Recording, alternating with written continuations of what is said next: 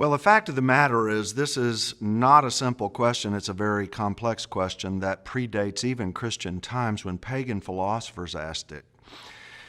Typically, it's framed something like this. If God is all-powerful and He knows everything that's going on and He's really all-loving, how is it that there's any evil in the world? Couldn't He stop it if He's all-powerful and if He knows that it's there?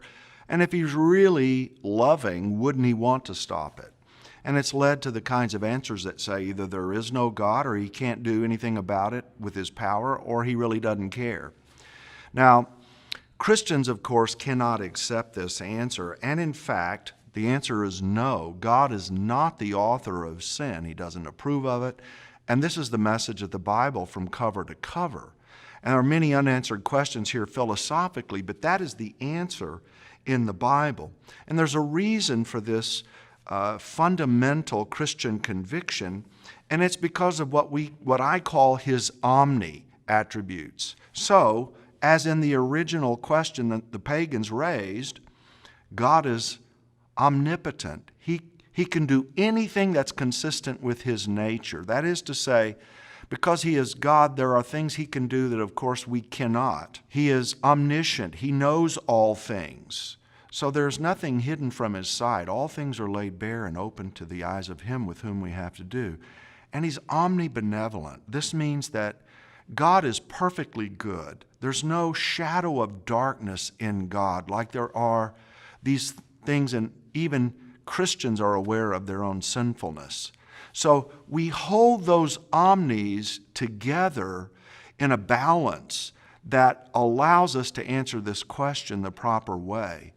And so, for instance, I like to say there are goalposts. Like in football, there's a range in which if you put the ball through those posts, you're safe. Outside the posts, you're not. And historically, there are a number of ways that people pit the omnis against one another. So, for instance, some people are so infatuated with God's goodness or His love that they're not even willing to say that bad things happen, and they will then reduce His knowledge of the future, or they will undermine His omnipotence. On the other hand, there are people who sometimes make the mistake because they're so infatuated with God's power and His sovereignty that they will underplay His omnibenevolence, and in fact will end up actually making God the author of sin. None of these things are within the historic goalposts of what we call Orthodox Christianity. I like to point out at this point, other worldviews have much worse problems with the very same question. Put it this way, why is there any evil in the world? Or maybe we could even say it this way. Other worldviews can't even make a distinction between evil and good because their worldview really doesn't permit it.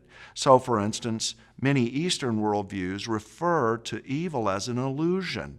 And in a way, what this does is belittles people who are suffering mightily. Or indeed, it doesn't make a good thing any different from an evil thing. Atheists face the same problem. They may be able to say, I don't believe that is a good thing or that's a bad thing. But their worldview doesn't give them a way to fundamentally ground that other than a mystery.